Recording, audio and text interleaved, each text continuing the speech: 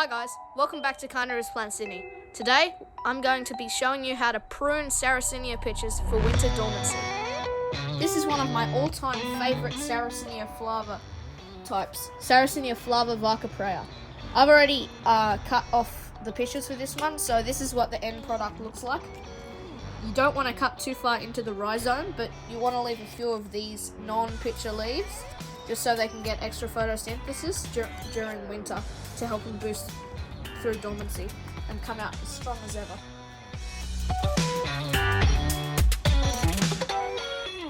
You see this here? That is a sign that it is going to flower soon. So if you see anything that looks like this little bowl, that's a sign that your Sarracenia is flowering. And I will have a video on Sarracenia flowers coming out probably this spring. Alright, now this first step might not seem important, but it actually could be vital to whether your plants survive or not. The first thing you want to do, you want to grab your pruners to snap away the leaves, but what you want to do is sterilize them in case they've got anything on it that could potentially affect the growth of the plant.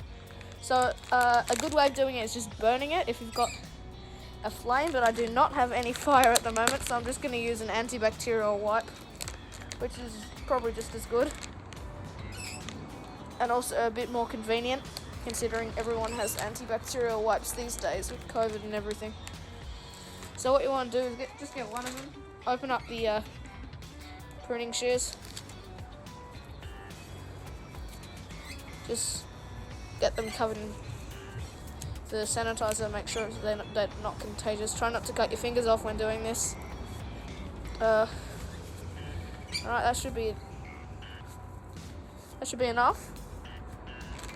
Now what we want to do is we want to get our plant and let the pruning begin. I've started off with this small pitcher plant because these are very easy to prune. Three simple steps, 3 pitches. 1, 2, 3, you're all done. These you can just I'll chuck them over in the pile, and you've got one Sarracenia ready for dormancy. It's that easy. Do the same with this small one. Just snap off all the little pitches. But it's very important, you cannot cut into the rhizome. Because if you cut into down here, the rhizome, that is not good. Try avoid cutting into the rhizome as much as possible. Just get the leafy part of the pitches. I'm going to leave these little spindly pitches there. That should be good enough. Again, just chuck these away. Leaf propagation isn't very possible with Sarracenias, so it's not really worth it. You can just chuck them away and that should be good to go. Now we're going to move on to the ones that are slightly harder to prune because they have either bigger pitches or not straightforward and larger plants. We're going to start off with this small Sarracenia. Here, as you can see, it hasn't got straight straps that point up straight, and this is going to be much harder to prune. What I'm going to do is I'm going to try to leave these tiny little pitches there because that'll be good because the plant could get a bit of photosynthesis, but normally you would get rid of them straight away. So let me do this. So you want to, again, with your pruning shears, some of these leaves that are just dead, you can just pluck them out. With these smaller plants, just pull them out. Oh. Again, making sure you don't cut the rhizome. This plant is not going to be flowering, so you don't have to be cautious of the flower bud. As this plant's much smaller, I won't be worrying, but when I go and do some larger plants, I'm definitely going to be on the lookout for flower spikes because this season I really want to get some Sarracenia seeds. So I'm going to try my hardest not to chop it off. That's pretty much it. Just get rid of these small ones. There you go. I'm just going to time lapse through these next 3. Ignore the birds, they're just rainbow lorikeets and noisy miners. It's in the name, really.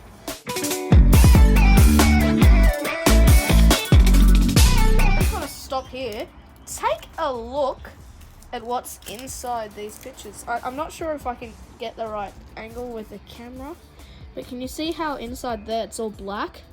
That's all the little bugs that these pictures have been eating. Been digested in there. How cool is that? Let's see if there's anything in this bigger picture. I think this plant's mostly been eating ants. Let's have a look.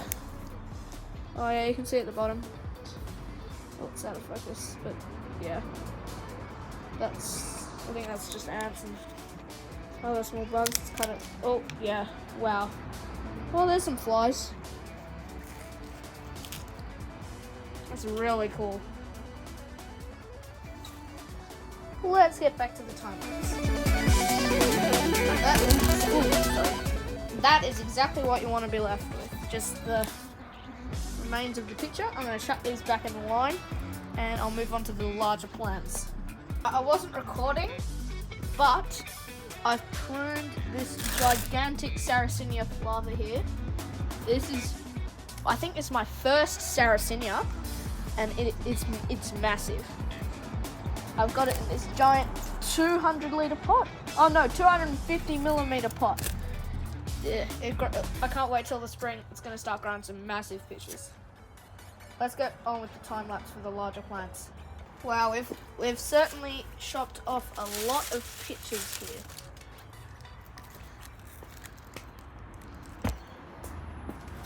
Chuck them in there. You can use them for compost if you want. I'm just going to chuck them in the garden.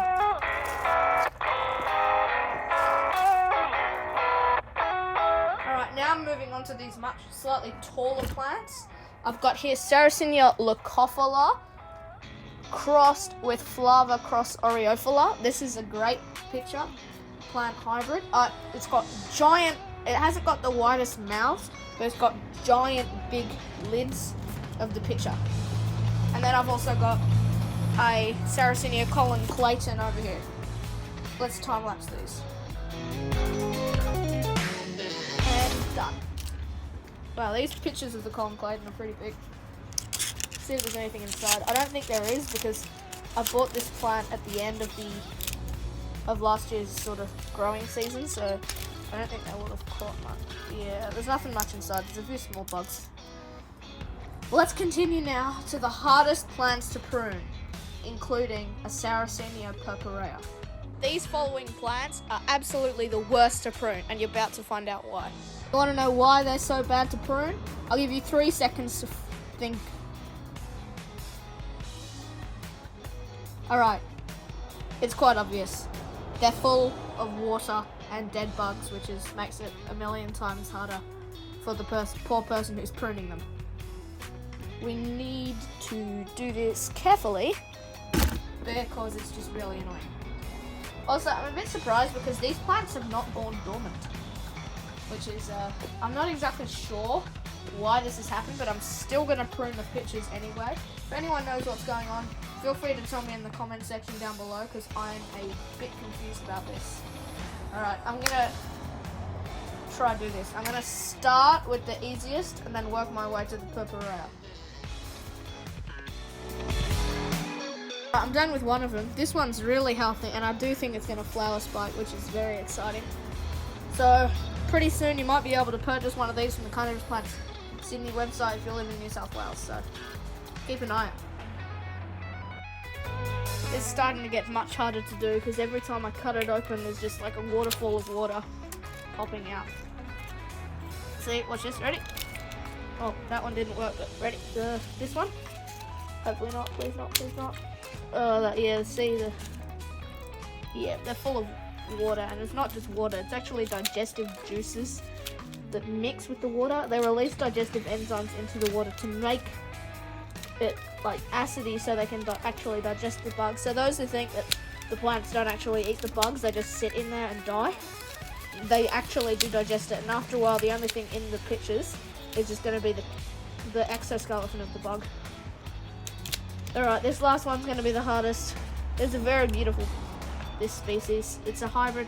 I can't exactly remember off the top of my head what it's of. There's nothing. Oh my god, look at that. Whew. Alright.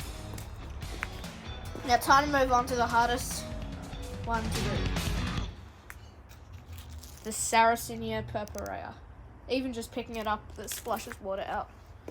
Alright, I'm really worried also because my next door neighbours have lots of bees in their backyard. So if these plants have eaten any, I do not want to be dealing with dead bees because some dead bees might just still have their stingers on them. Alright, here goes the first one. Oh no. That just leaked into the plant and it just gave it free watering.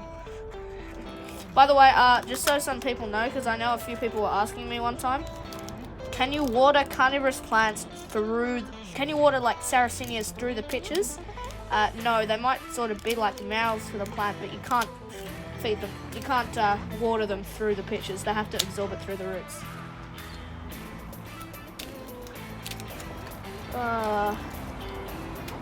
Plant might drown itself just from its own digestive enzymes that are in its pitches. Not going well, and because these pitches are so big and round and surrounding the whole thing, I can't see if there's any flowers, but I don't think there is. But that might just be because it hasn't gone dormant. If your plant is not going dormant and you're like concerned about it, and because and it might die because it's trying to live through the winter and autumn period without going dormant, it struggles for the plant because there isn't bugs for the plant to eat. It's like how animals hibernate, how some animals hibernate to survive periods when their prey is harder to find prey. It's just like the same with plants. Although if you can actually put them in a fridge. I haven't done this myself, but yeah, that's always an option. Alright, I've done that. Now there's one more plant I need to do. It's up there, and it's a giant Sarracenia leucophila, and it's a tall variety of that plant. So let's go try and do that. And these are all the pictures left over from that. It's a lot. But don't worry, the plants are not harmed by this. Alright, this is where I keep some of my most like exotic and largest plants. I've got B52 and DCXL Venus flytraps here. A cephalotus, a very nice Drosera capensis. Oh my god, this is really sticky. Some capillaris, and now the two Sarracenias I'm about to prune. I think I did a short earlier on that showed these plants. Alright, so now I've got to prune them. Right, let's do this. I'm going to start over here. Alright, let's count these pictures. 1, 2, 3. Oh, this thing is big. 4, 5, 6, 7. Well, they're really solid. It's hard to cut through them. It's 8, 9, 10, 11, 12, 13, 14, 20-ish. That was like 20 pictures between those two. Whew, I did it. Yay. I hope you enjoyed that video today. Make sure to leave a like and also subscribe if you want to be notified when the next Carnivorous Plant Sydney video comes out. If you have any questions about how to prune your own Sarracenia or anything else about carnivorous plants, feel free to leave a comment down below or contact us on our website. This is Josh, buzzing off.